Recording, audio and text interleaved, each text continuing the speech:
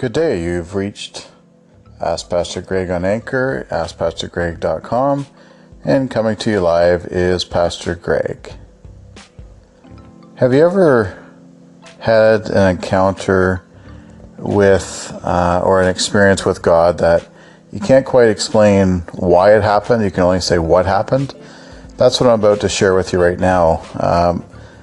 I was getting ready to go to a sales appointment in someone's home, maybe about 20 minutes from where I lived at the time, and it was the fall, and so I went into the car, realized that it was too cold not to have a jacket on, so I went back inside, grabbed my jacket from the closet, and when I put it on, it smelled like it was saturated in perfume, but a perfume that I didn't recognize, it wasn't my wife's perfume.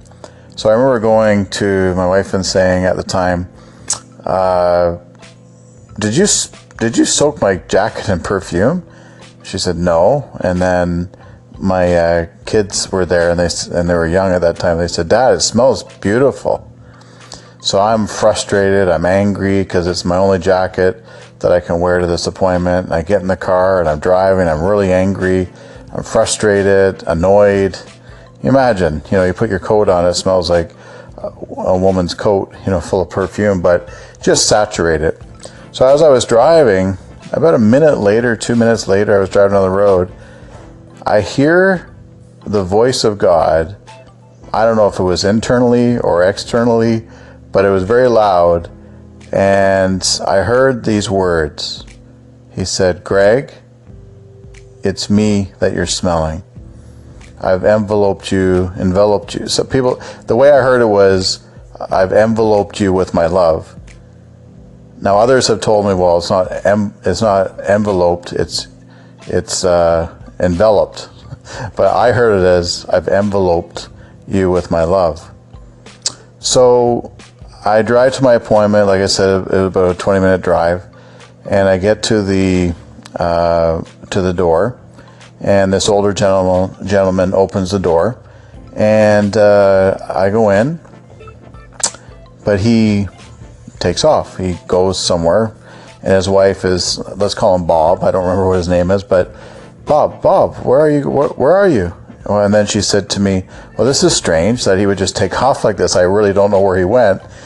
And so she said, "Why don't you sit down at the table?" So I was sitting at the dining room table, and next thing you know, I don't know, some time went by, like 10, 15 minutes, maybe 20 minutes. It was a long time. And he comes back, sits down at the table, but he came back with this huge Bible, and he puts it down on the table, and he looks at me.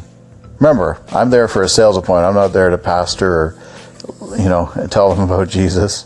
And he says to me, "You know about this Bible. You know about this. Teach me it." And his wife was going, "Bob, what are you doing?" And she says, "He knows this Bible." So I led him to the Lord, ministered to him. And, you can have an experience with God, but if your experience doesn't touch another person, you haven't had an experience with God. If the experience that you've had with God doesn't impact or change another person's life, then throw that experience out as a work of the flesh or a work of Satan. But if it hasn't positively affected another person and changed their life and impacted their life, then it was not from God, because everything God does to you, He wants to do through you. Be blessed.